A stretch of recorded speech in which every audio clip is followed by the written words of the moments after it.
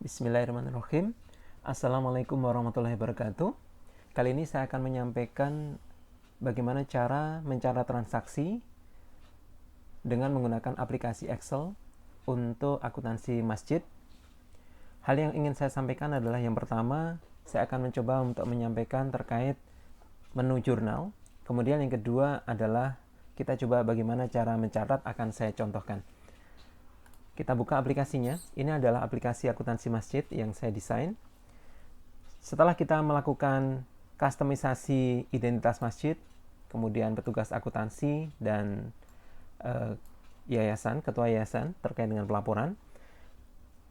Kemudian apabila kita juga sudah punya anggaran dan kita masukkan anggarannya di kolom anggaran, di sheet anggaran ini, maka selanjutnya adalah kita mencatat transaksi, yaitu di buku jurnal. Ketika kita mencatat transaksi di buku jurnal, maka otomatis semua buku besar, neraca saldo, dan laporan-laporan ini, termasuk executive summary, itu sudah akan terwujud. Jadi kita cukup mencatat di buku jurnal. Nah, bagaimana cara mencatat di buku jurnal? Kita klik buku jurnal. Di sini ada menu jurnal, ya. Sebenarnya itulah kenapa kita menggunakan aplikasi Excel, supaya Bapak Ibu, rekan-rekan, saudara-saudara bisa melihat alur proses penyusunan laporan keuangan, sehingga sekaligus kita belajar bagaimana proses pencatatan itu secara sistemik akan menghasilkan laporan keuangan. Sehingga manakala nanti ada hal-hal yang perlu kita modifikasi, itu akan sangat mudah untuk kita memodifikasinya. Nah, di sini ada kolom tanggal, kemudian ada kolom nomor bukti, ada uraian, jenis dana, ya. Nanti untuk tanggal, nomor bukti, uraian kita tuliskan secara manual. Untuk jenis dana kita pilih nanti jenis dananya terikat atau tidak terikat. Kemudian ini kelompok kerja. Kalau di masjid kita sudah ada kelompok-kelompok kerja yang kita tugaskan atau kita tunjuk untuk menangani program atau kegiatan, maka kita pilihkan di sini. Ini hanya contoh saja dan bisa dimodifikasi.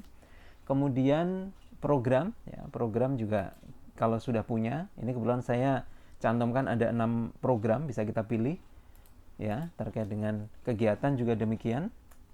Nah, untuk penulisan kode dan nama akun ini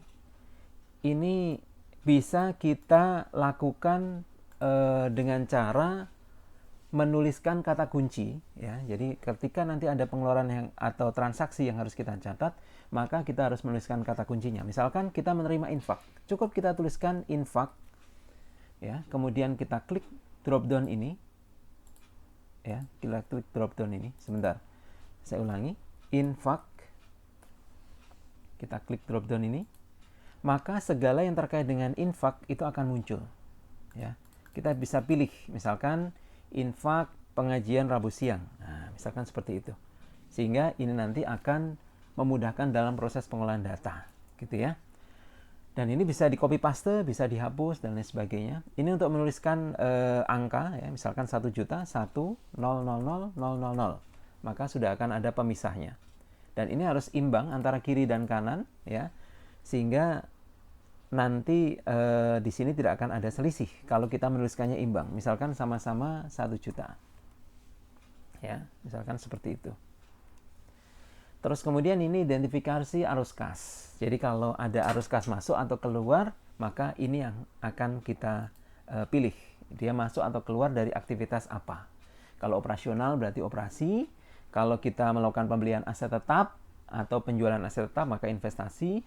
Kalau kita utang jangka panjang atau membayar utang jangka panjang, itu masuk di pendanaan, masuk atau keluar. Seperti itu, ya, yang akan saya sampaikan. Nah, sebelum kita mencatat transaksi, ada bagusnya kita baca dulu, ya. Di sini ada persamaan dasar akuntansi. Ini adalah teknik untuk kita melakukan pencatatan, ya. Jadi kita di sini bicara bahwa aset itu pasti sama dengan utang dan modal, gitu ya. Ini kita pahami bersama. Kalau kita punya aset berupa sound system, ya, itu kita beli dari modal kita sendiri. Ya, misalkan asetnya nilainya 10 juta. Kita beli modal kita sendiri 7 juta. Sisanya utang, maka di sini 7 juta, di sini 3 juta. Ini pasti akan sama dengan, ya. Nah, aset itu meliputi apa saja? Bisa kas, piutang, persediaan, aset tetap, dan seterusnya. Utang, ada utang jangka pendek ya, utang lancar, utang jangka panjang. Kemudian ada modal ya. Modal itu istilah sekarang namanya ekuitas ya. Modal ini dipengaruhi dua hal, yaitu pendapatan dan beban. Pendapatan akan menambah modal, beban atau belanja itu akan mengurangi modal gitu. Sehingga kalau persamaannya ini saya kembangkan, aset sama dengan utang plus modal awal ditambah pendapatan dikurangi beban.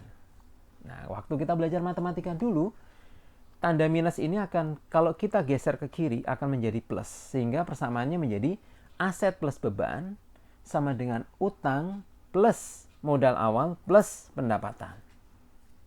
Ya. Yang warna hijau ini, aset plus beban, itu ada di sisi kiri. Di sisi kiri sama dengan. Sedangkan utang, modal awal, dan pendapatan, atau kita sebut modal aja ini ya.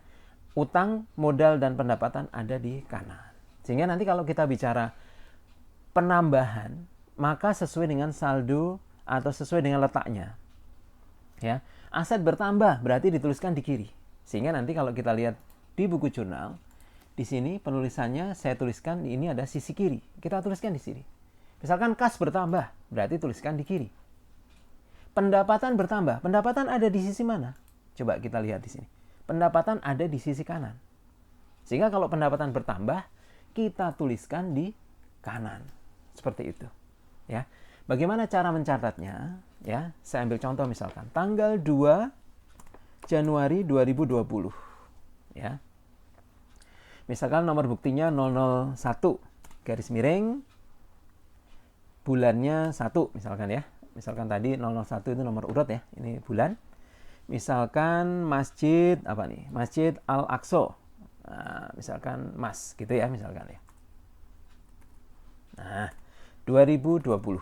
Nah, uraiannya apa? Menerima pendapatan infak pengajian.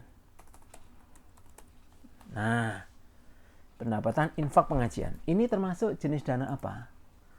Terikat atau tidak terikat? Misalkan tidak terikat, ya.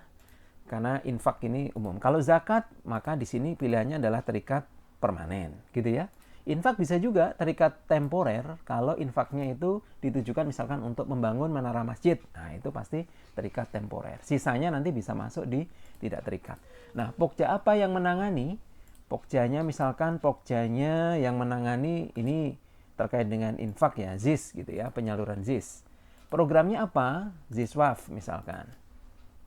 Kemudian untuk kegiatannya itu adalah misalkan kegiatannya adalah terkait tadi ZISWAF ya. Kodenya misalkan kas bertambah pasti kan karena kita menerima uang gitu ya. Kasnya bertambah misalkan berapa? 1.250.000. Nah, misalkan seperti itu. Nah, kemudian apa yang bertambah lagi? Pendapatan infak. Ya, kita ketik infak dulu. Di sini misalkan infak apa misalkan? Pengajian Senin pagi. Nah, kita tuliskan 1.250.000. Ya, seperti itu. Nah, di sini arus kasnya di bagian kas tidak perlu kita tuliskan, di bagian pendapatannya atau beban kita tuliskan nanti ya. Arus kas masuk berarti ini dari aktivitas operasi. Cukup seperti itu. Terus kemudian di sini ya kita bisa lihat nama akun di baris pertama itu lengkap ya atributnya. Sedangkan di baris kedua kurang lengkap atau tidak lengkap. Karena tidak ada kegiatan, program, dan seterusnya. Karena kita menggunakan Excel, maka baris kedua dan seterusnya ini kita samakan dengan baris atasnya. Bagaimana caranya? Kita blok atau kita bisa blok begini ya untuk menyamakan. Kemudian kita tekan Ctrl D, maka otomatis ini sama ya, menyamakan baris atasnya. Seperti itu. Ini jurnal yang pertama. Nanti untuk jurnal yang kedua atau transaksi yang kedua kita selingi satu baris kosong ya, sehingga nanti kelihatan lebih rapi gitu ya. Nah, setelah kita mencatat transaksi ini, kita lihat ya. Di menu jurnal ini juga ada indikator balance tidak balance. Tadi sudah saya sampaikan ya. Terus kemudian ini ada menu print kalau jika mau kita print. Nah, setelah kita masukkan transaksi ini, kita lihat di neraca